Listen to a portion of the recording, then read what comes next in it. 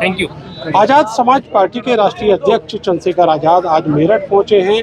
पिछले दिनों दो कार्यकर्ताओं की नहर में डूबने से मृत्यु हो गई थी, उनके परिवारों से मिले हैं। सर, परिवारों से मिले हैं यहाँ मछेरान में। बड़ी दुखद घटना थी। देखिए, रैली खत्म हुई और हम लोग, हमारे एक साथी हैं रजवी साहब, उनके क्षेत्र में थे। तभी दो बच्चों ने आके बताया कि साहब इस तरह से कुछ बच्चे जो हैं, जो रैली में आए थे और रैली से वापस लौटने के बाद सब लोग तो चले गए, लेकिन वो नहर में नहाने के लिए चले गए और इस तरह से उनमें से दो बच्चे डूब गए, तीन उनमें से बचा ले गए।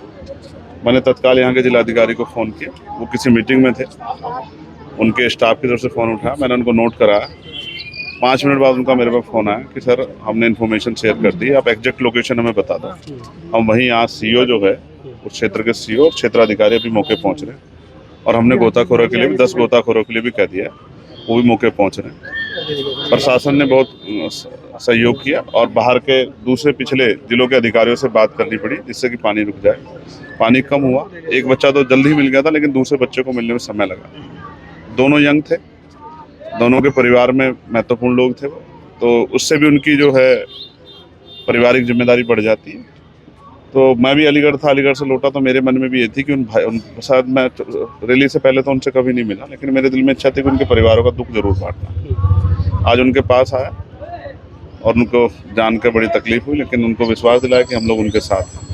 चंद्रशेखर भाई, कुछ पॉलिटिकल सवाल मैं आपसे करना चाह रहा हूँ। सबसे पहला सवाल तो ये है कि अब आपकी जो शक्ति है, आपका जो जनाधार है, वो धीरे धीरे एक्सटेंड हो रहा है। तो अब आगे जो पंचायत का चुनाव है, उसके बाद विधानसभा का चुनाव है, क्या प्लान है चंद्रशेखर आजाद का? देखिए, बिल्कुल स्पष्ट प्लान ये है, काम करने वाले लोगों को मौका देना। हर पार्टी पैसे वालों को, पुराने नेताओं को मौका दे रही है, देना भी चाहिए, लेकिन मैं समझता हूँ इन नेताओं ने बहुत कुछ बदलाव नहीं किया है। तो जो अच्छे लोग हैं, काम करने वाले हैं, जिन नौजवानों को पहचान नहीं मिली लेकिन काम करने का जज्बा उनमें बहुत है, संघर्ष वो कर रहे हैं, लगे हुए हैं अपनी गली में, यानी कि वो छोटे चुनाव, वार्ड के पार्षद, सभासद, चेयरमैनी के, मेयर के चुनाव की हिम्मत रखते हैं, या जिला पंचायत के चुनाव, प्रधानी, बीडीसी प्रमुखी का चुनाव, जिला पंचायत सदस्य का, अध्यक्ष का चुनाव लड़ना चाहते हैं। पार्टी ऐसे सब लोगों को मौका देगी कि वो मजबूती से चुनाव लड़े।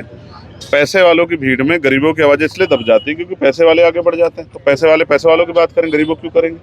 तो गरीबों की आवाज़ जैसे ये बस्ती है, अब मैं समझता हूँ अमीरों के जानवर भी इससे अच्छी जगह में रहते होंगे। जिस गली से मैं निकला हूँ, ये इसका रास्ता 3-3.5 फीट का है। इसके अलावा यहाँ आप कोई सी गली में चले जाओ, अगर 1.5 फुट से ज़्यादा का रास्ता मिल जाए। तो बहुत साफ सुथरी गली है जहाँ आप होके आए हैं। आगे जो मामला है, जो गंदगी है, वो बहुत ज़्यादा समझ सकते हैं ना, लेकिन ये मेरठ है, ये वो क्रांति धरा है जहाँ माता दीन वाल्मीकि और कोतवाल धन सिंह गुर्जर साहब ने यहाँ से 1857 का क्रांति की शुरुआत यहाँ से की। लेकिन इस मेरठ को क्या मिला? अब देखो, गंदगी मिली है, छोटी छोटी गलियाँ मिली है, गरीबी मिली है, बेबसी मिली, लाचारी मिली है। कहीं ठेली लगा लेते हैं तो पुलिस के साहब आके लाठी मार देते हैं, कहीं अगर और कुछ पट्टी लगा देते हैं तो वो बंद करवाई जा रही। तो रोजगार तो है नहीं, लेकिन इन बस्तियों में भी, इनके मन में भी, इनकी आंखों में भी सपने कि कोई रोशनी की किरण इनके घरों तक पहुंचे, इनकी परेशानियां हल। वो जिम्मेदारी मैं अपनी मानता हूं, क्योंकि मैंने गरीब परिवार में जन्म लिया। मेरे माता पिता तो MP MLA नहीं थे, तो मैंने जमीन पे देखा है, इस दर्द को मैंने सहा, गरीबी, बेबसी, लाचारी के। अपनी हैसियत जानता हूँ और इनकी हैसियत भी जानता हूँ कि इनकी आवाज़ कोई उठाएगा नहीं। इसलिए समझता हूँ कि इनके बीच से लोग निकालने पड़ेंगे और उनको ताकत देनी पड़ेगी, उनकी हिम्मत बढ़ानी पड़ेगी और उनके लिए संघर्ष करना पड़ेगा। बिल्कुल, आज आप आए हैं तो हिम्मत बहुत बड़ी है। एक अलीगढ़ का मसला है जहाँ पिछले दिनों कुछ लोगों को ये कहकर कि ये बोकस है, गाय का मीट है इनके पास, और उनकी बहुत बुरी तरह पिटाई की गई। तो उस मामले में अभी स्पष्ट हो गया है, प्रशासन ने कहा है कि वो मीट गाय का नहीं था। देखिए, मैं साथियों कहूँगा कि आपकी इस बात को सब लोग गंभीरता से सुनना चाहिए कि ये स्पष्ट हो गया है कि वो प्रतिबंधित मीट नहीं था, एक बात।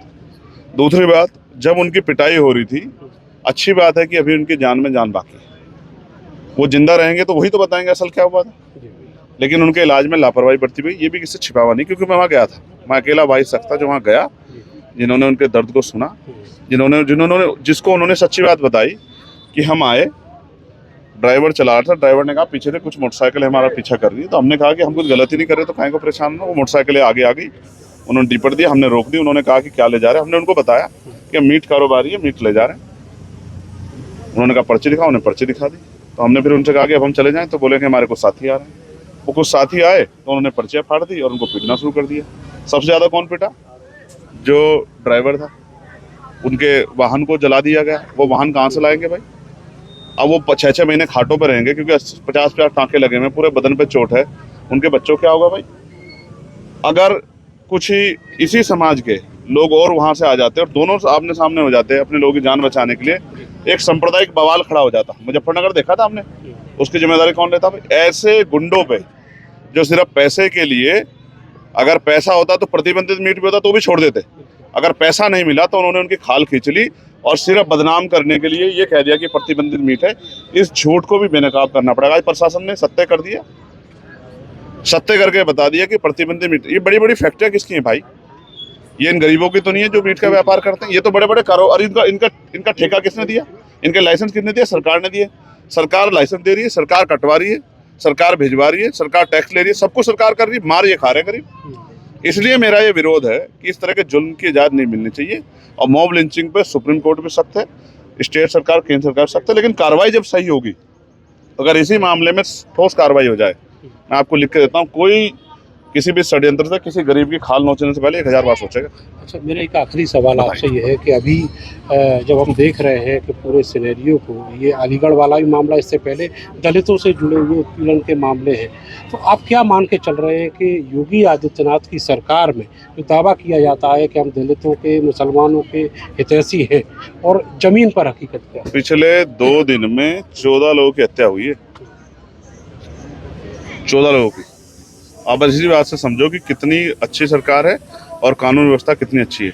एक ही परिवार के एक पिता को और 2 बेटों को मार के जो है हथौड़े से पूर्वांचल में निपटा देगा। दलित समाज के हैं, कोई पूछने वाला नहीं है। दलितों, पिछड़ों, आदिवासियों की, मुसलमानों की, और अब तो हाल ये है जैनों की, सिखों की, बुद्धिस्टों की आवाज़ उठाने वाला कोई नहीं है।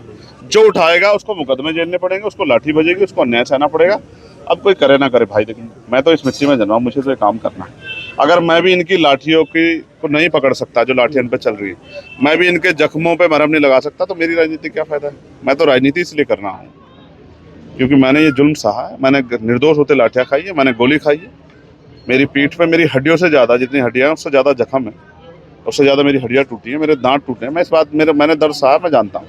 अच्छा, एक रिएक्शन आपसे चाहूँगा। ये सरकार फेल सरकार है और जनता, बस जनता को जागरूक करना है, संगठित करना है। इस सरकार को जमानतें बचानी भारी पड़ जाएगी, मेरी बात को आप याद रखें। सर, मैं एक रिएक्शन आपसे चाहूँगा। अभी मायावती जी ने अपने जो भतीजे हैं उनको फिर से लाके लॉन्च कर दिया है, तो ये क्या वाकई में कोई चैलेंज है आपके लिए ज़मीन पर? देखो सर, ये वाला चैनल अपना काम कर रहा है, ये वाला चैनल अपना काम, जो अच्छा काम करेगी जनता उसको पसंद करेगी। उस चैनल को अपना काम करने दो, इस चैनल को अपना काम करने दो। वो अपना काम कर रहे हैं, मैं अपना काम कर रहा हूं। लेकिन वो कमजोर हुई, उससे कहीं दलितों की आवाज भी कमजोर हुई। नुकसान हुआ और हमने ताकत बनाने में बहुत प्रयास किया। लेकिन अब अच्छी बात यह है कि समाज में स्पष्ट हो रहा है, क्योंकि लगातार कार्यक्रम चल रहे हैं हर हफ्ते। बाकी लोग तो नहीं कर पा रहे, हम कर रहे हैं।